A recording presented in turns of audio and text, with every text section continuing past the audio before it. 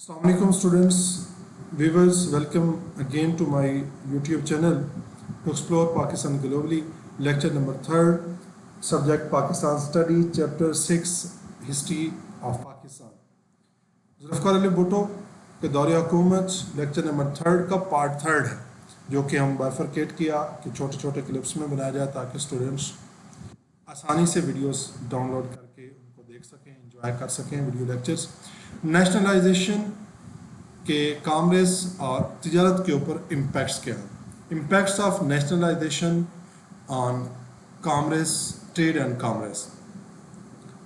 इनको हम one by one discuss करते हैं, इनके पॉजिटिव, फिर उसके बाद नेगेटिव इम्पैक्ट्स डिस्कस करते हैं जिस तरह हमने पहले डिस्कस किए हैं। जी फर्स्ट पॉइंट की तरफ पढ़ते हैं जी, सनती पैदावार में इजाफा, इंक्रीज इन इंडस्ट्रियल प्रोडक्ट्स। क्या कहते हैं जी, इंडस्ट्रियल प्रोडक्शन इंक्रीज हो गई।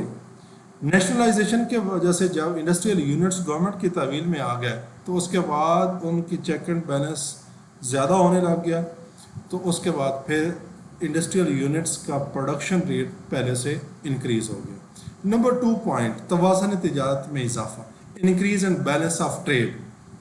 बैलेंस ऑफ ट्रेड जो था वो इंक्रीज हो गया। एक बैलेंस ऑफ पेमेंट होता है BOP और एक बैलेंस ऑफ ट्रेड होता है।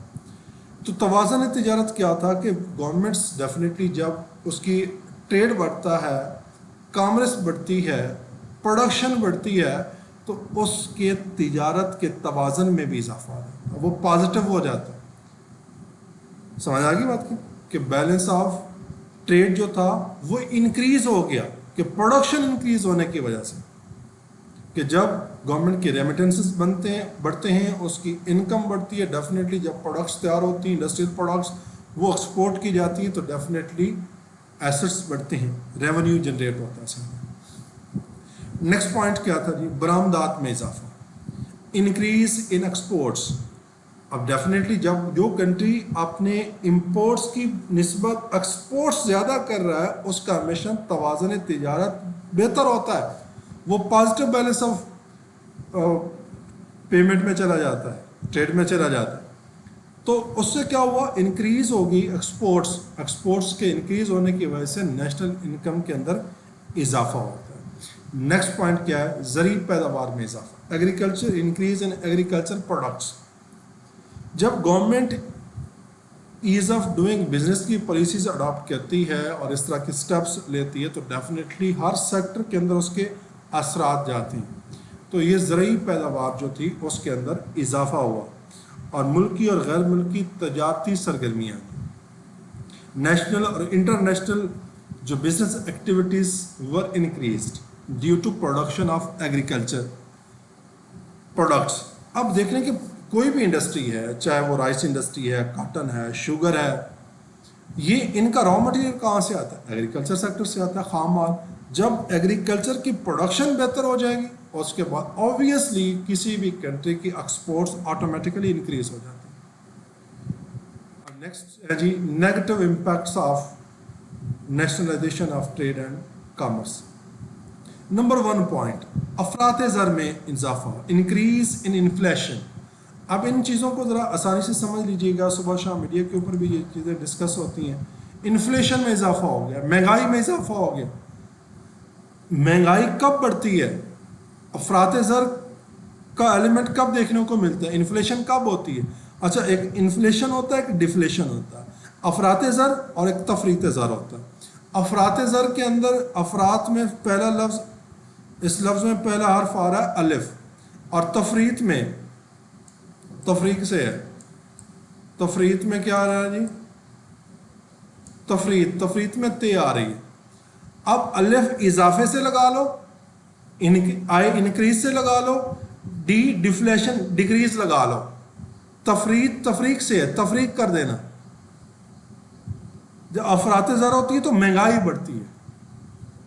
कैसे बढ़ती है, जब कंज्यूमर ज़्यादा हों और कंज्यूमर गुड्स कम हों, अशिया थोड़ी हों और ख़रीदार ज़्यादा हों, तो फिर चीज़ों की कीमतों में इजाफा हो जाता है। जिस तरह आप इसकी आसान एग्जांपल देता हूँ आपको, माह रमज़ान स्टार्ट होता है तो उससे पहले मुनाफा कमाने के लिए ज़ख़ीरा अंदोज़ी स्टार्ट हो जाती है। تاجر لوگ ذخیرہ اندازی شروع کر دیتے ہیں، اور رمضان شروع ہوتا ہے تو چیزوں کی قیمتیں بڑھ جاتی ہیں، کیونکہ ہر ایک نے روزہ رکھنا ہوتا ہے، اہتمام کرنا ہوتا ہے سحر افطاری کا، تو چیزیں کی جو خریداری ہے وہ بڑھ جاتی ہے، سیل پرچیز بڑھ جاتی ہے، تو اس ٹائم چیزوں کی قیمتوں میں اضافہ ہو جاتا ہے۔ اچھا، پھر میں آپ کو 2 ایگزامپل دیتے ہوں کہ اضافہ کم کب ہوتا ہے، مطلب ڈیفلیشن کب ہوتی ہے، تفریط زر کب ہوتی ہے، قیمتوں میں کمی کب ہوتی ہے؟ جب عید الاضحیٰ آتی ہے، قربانی ہوتی ہے، تو خاص طور پہ جو میٹ کی پرائسز ہوتی ہیں وہ ڈکریز ہو جاتی ہیں۔ کیوں؟ شادی بیاہ فنکشنز ان دنوں کے اندر کم ہو جاتے ہیں، 2-3 دنوں کے اندر، اور فریش میٹ ہر گھر کے اندر اویلیبل ہوتا ہے، تو وہ میٹ پرچیز نہیں کیا جاتا، اسی میٹ کی پرائس پہلے 400 ہوتی ہے تو اس کے بعد وہ 300-250 پہ آ جاتا ہے۔ ریزن کیا ہے؟ کہ ڈیمانڈ کم ہو گئی نا، سپلائی ہے ڈیمانڈ نہیں ہے، جب ڈیمانڈ نہیں ہوگی تو آٹومیٹیکلی چیزوں کی قیمتیں کم ہو جاتی ہیں۔ اور پھر محرم کا ماہ سٹارٹ ہوتا ہے، تو بڑا ہی مقدس اور احترام اور تعظیم کا مہینہ، افسوس کا مہینہ، قربانیوں کا مہینہ، تو اس ٹائم بھی شادی بیاہ فنکشنز کام ہوتے ہیں، تو پھر خاص طور پہ جو میٹ کی پرائسز ہوتی ہیں، پولٹری فارمنگ کی اس کے ریلیٹڈ چیزیں ہیں، وہ تھوڑی سی کم ہو جاتی ہیں، اس کی قیمتیں کم ہو جاتی ہیں۔ توازن ادائیگی کا متاثر ہونا، بیلنس آف پیمنٹ افیکٹڈ، جب ڈیفینیٹلی گورنمنٹ کے ایکسپنسز بڑھتے ہیں، قومی خزانے کے اوپر بوجھ پڑتا ہے، تو اس کا بیلنس کم ہو جاتا ہے۔ جب بیلنس کم ہوتا ہے تو پھر اس کے بعد اس کی فنانشیل کنڈیشن ڈسٹرب ہو جاتی ہے، تو اس بیلنس کو مینٹین کرنا مشکل ہو جاتا ہے۔ اس کے نیگیٹو امپیکٹس میں ایک امپیکٹ یہ بھی ہے کہ سامان تعیش، مطلب لگژریز آئٹمس جو ہے اس کی امپورٹ بڑھ گئی، مشینری کی درآمدی اخراجات کے اندر بھی اضافہ ہو گیا، سمجھا گی؟ اس وجہ سے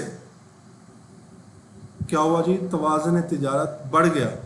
کیا جب کسی بھی کنٹری کی امپورٹس زیادہ ہوں، ایکسپورٹس کم ہوں، انفارچونیٹلی پاکستان کے ساتھ پہلے دن سے ایسے ہی ہوتا آ رہا کہ امپورٹس زیادہ ہیں، ایکسپورٹس کم ہیں، تو ان کو کم کرنے کے لیے بعض اوقات گورنمنٹس کیا کرتی ہے، جو امپورٹڈ آئٹمس ہوتے ہیں ان کے اوپر ٹیکس لگا دے، ہیوی ٹیکسز لگا دے to minimise the purchase of foreign goods.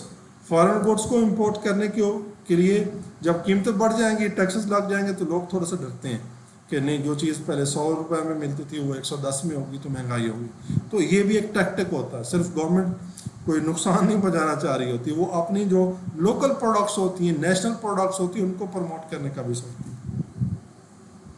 تو آپ اس کی ایگزامپل، آپ میں ایک پرسن کی آمدن کم ہے، اس کا خرچ زیادہ ہے، تو اس کا کیا ہے، اس کا بیلنس آف پیمنٹ جو ہے وہ ڈسٹرب ہو جائے گا، وہ پازیٹیو کی بجائے وہ نیگیٹو میں چلا جائے گا، ایکول بھی نہیں رہے گا۔ ایکول اس کا ہوگا کہ جس کی آمدن اور خرچ برابر ہے، 10,000 انکم ہے، 10 لاکھ انکم ہے، تو اس کا خرچ بھی 10,000 یا 10 لاکھ ہے، تو پھر وہ ایکول ہو جاتا ہے۔ اب نیگیٹو کیسے ہوتا ہے؟ اس کی آمدن 90,000 ہے اور اس کے خرچ جو ہے وہ 1 لاکھ ہے، تو اس طرح نیگیٹو بیلنس آف پیمنٹ ہوتا ہے۔ توازن ادائیگی کا متاثر ہونا تھا۔ نیکسٹ ہے زر مبادلہ میں کمی۔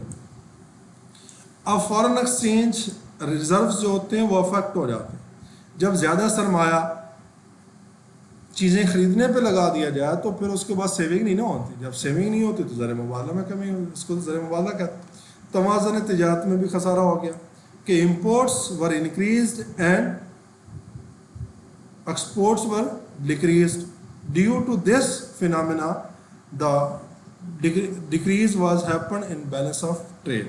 توازن تجارت کے اندر یہ خسارے کا باعث بنا۔ یہ تھا جی مختصر سا جائزہ، یہ positive and negative impacts of nationalisation of trade and commerce industries. تو تھینک یو ویری مچ، آپ کے سننے کا شکریہ، اور امید ہے آپ کو یہ چیزیں پسند ضرور آ رہی ہوں گی، اور ضرور شیئر بھی کیجیے گا، کمنٹ کریں، سبسکرائب کریں۔ Thank you very much.